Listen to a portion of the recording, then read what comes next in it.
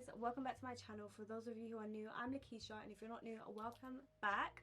Today we're going to be talking about how to stop self-sabotaging and how to recognize when you're self-sabotaging, okay? Because many a time we self-sabotage, we stop ourselves, we limit ourselves from fulfilling our full potential or really enjoying what life has for us because of our low self-esteem, because we don't feel as though we're worthy, because we're scared of what it could be, we're scared of what it could manifest to be, and in turn sometimes we have imposter syndrome and we feel as though we don't deserve it. But rest assured, this video is going to help you recognize when you're self-sabotaging. It's going to help you to stop with practical tips, and it's also going to share some insight into my own experiences, so you know, girl, you ain't alone.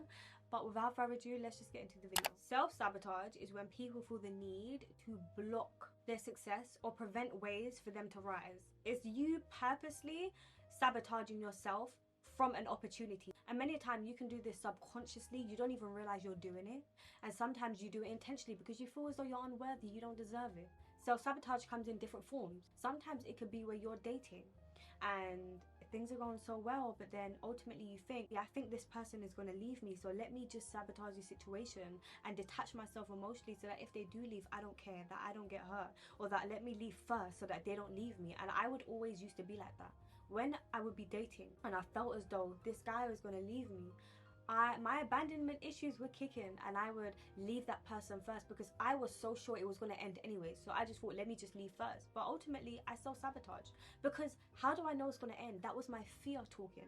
When it came to opportunities, I would stop myself from getting my hopes up because I thought, well, it's just going to be for nothing. I'm going to be sad afterwards, or I'm going to be rejected. And because I had such a strong fear of rejection, I would sabotage certain things, and my fear of failure made me self-sabotage. I would only do things that I was sure that would bring me a win, and if I wasn't sure, I didn't want to start. But then I started living by this quote: feel the fear and do it anyways. I stopped living in my shell.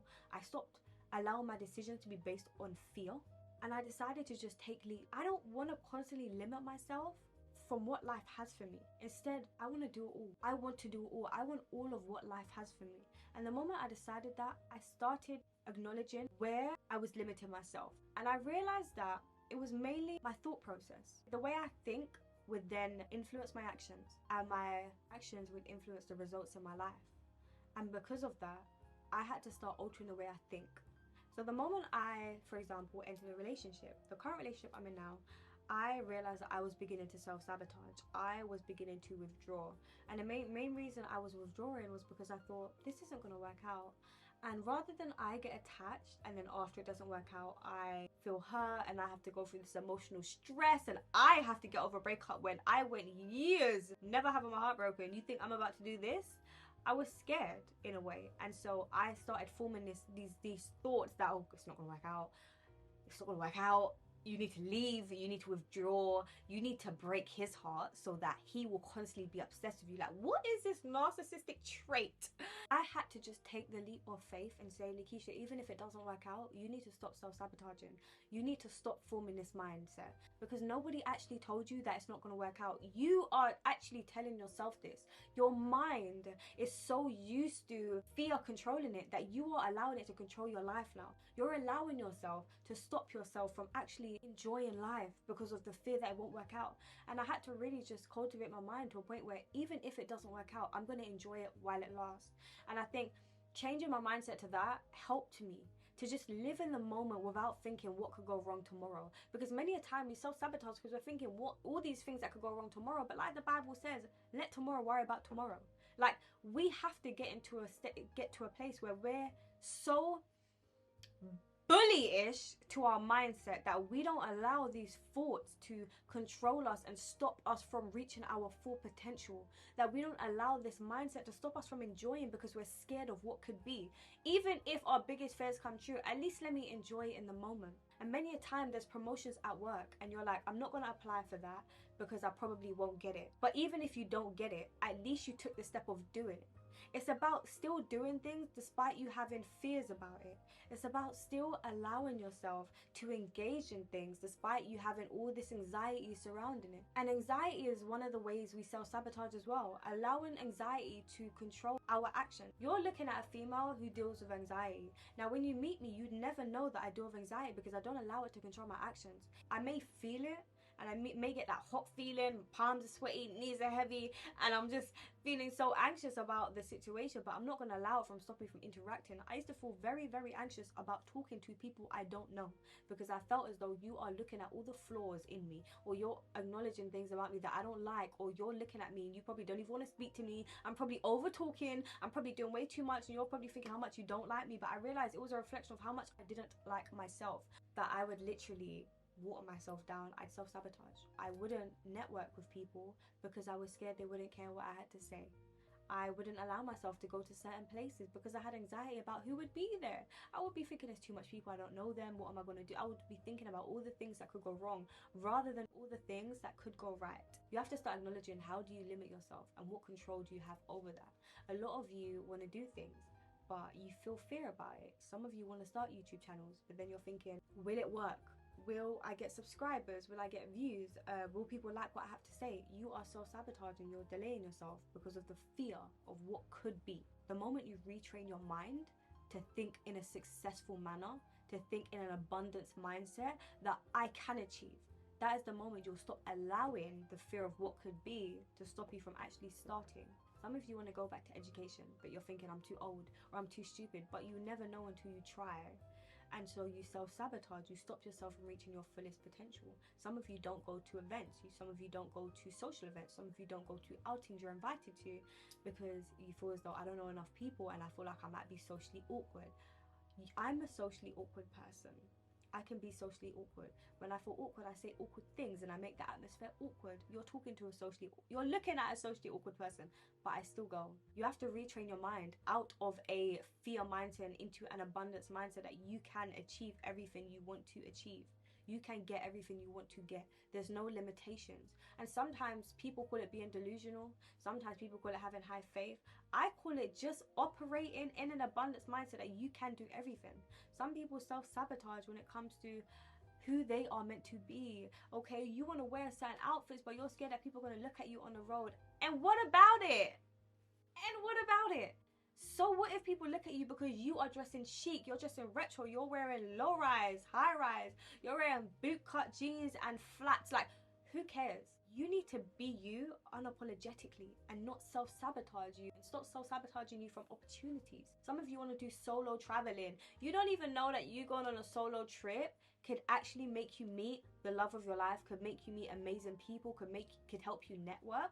But instead you self-sabotage and you say, what would I even do? No. What would people think? I'm gonna be lonely. No. Instead of just feeling the fear and doing it anyways, we self-sabotage opportunities. Men come into our lives, women come into our lives, and we may want them and they may want us, but we are so busy thinking about all the things that could go wrong. We're so busy thinking about our past experiences that we self-sabotage that opportunity and we ruin it. As I'm speaking to you, I know I still self-sabotage in certain areas, and I believe we're all learning, because as confident as I appear to be, I still find myself about to start self-sabotage and I have to check myself, which is why you need to be aware. You have to be constantly alert, you have to be sober-minded, you have to analyze yourself daily, understand your thought process, understand your habits, your patterns, and be able to see what results does that bring. Is it positive? Is it negative? And if it's negative, how can I change that? And sometimes change is scary because you're so used to being defensive, stopping yourself from getting hurt, stopping yourself from rejection, stopping yourself from feeling like an outcast, that it's almost scary to let that go. And I know how that feels. I was the female that was always self-sabotaging, okay? Men that came into my life, I'm gonna play you. I don't care if I like you, I'm gonna play you. Friends that came into my life, I'm probably not going to get attached to you because you probably won't stay. This is the mindset I had, and so I'd self-sabotage things that could be because of my fear of also what could be or what could not be. What you think is what will manifest. If you're thinking you can't achieve that, then most likely you will not achieve that. But if you think you can and you will achieve that, then most likely, say it with me now, you will achieve that. So I'm going to propose a question to you. What areas of your life are you self-sabotaging in? What areas of your life are you limiting yourself in? How are you stopping yourself from reaching your fullest potential? I want to ask you that, and I want you to actually have an answer. And I want you guys to drop it in the comments. What part of your life are you self-sabotaging in? Are you limiting yourself in? And how can you improve that?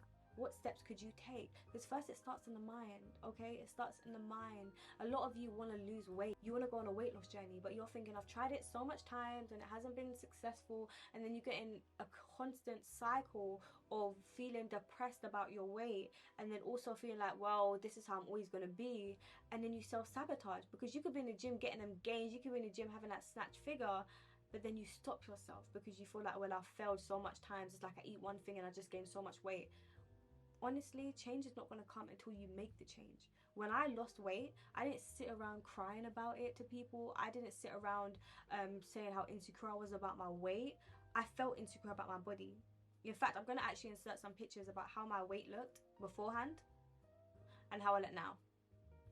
I had a huge belly. It looked like I was 5 months pregnant. I was so overweight to a point my dad was even saying, "Lakeisha, you're getting too much weight." And one thing about Caribbean parents, they're going to tell you. And when I went on my weight loss journey, I found that I can do it. I was just limiting myself because it hadn't worked before. But it hadn't worked before because it needed a new technique. And it's all about reprogramming your mind to find a way to win, rather than always looking at the ways you could lose. When you don't self-sabotage, you win. You become a winner. Self-sabotaging makes you stay stagnant. And I've decided I'm not going to do that anymore. And with me, I'm still very much reserved, and I still got a guard up. I still can see how I can self-sabotage, but I'm trying.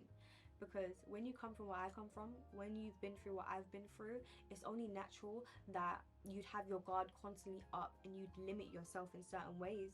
Not because maybe you don't feel worthy, but maybe you just don't want to get rejected again. Maybe you don't want to be hurt again. Maybe you just can't take another heartbreak. You can't take another deception. You can't take someone betraying you again. Because at my last tether, you know when people say I got one talking stage left in me? I feel you. I feel you, okay? But like, we are trying, and we are all on this journey together. And my channel is mainly about self-love, developing yourself as a woman, like flourishing into your highest version of yourself, faith, because you cannot achieve these things without Jesus. Jesus is the one who makes these things possible, okay? But God helps those who helps themselves, okay? Like, you need to be making active steps to healing that. Because imagine God's bringing you opportunities and you're self-sabotaging. You're thinking, no, I can't do this. When it's from God, it's a divine opportunity.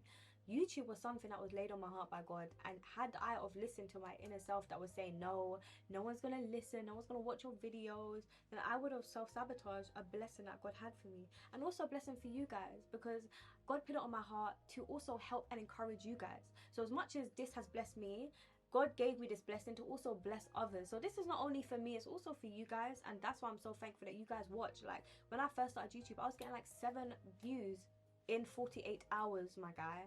And then I made a video about self-love and it got over 50,000 views.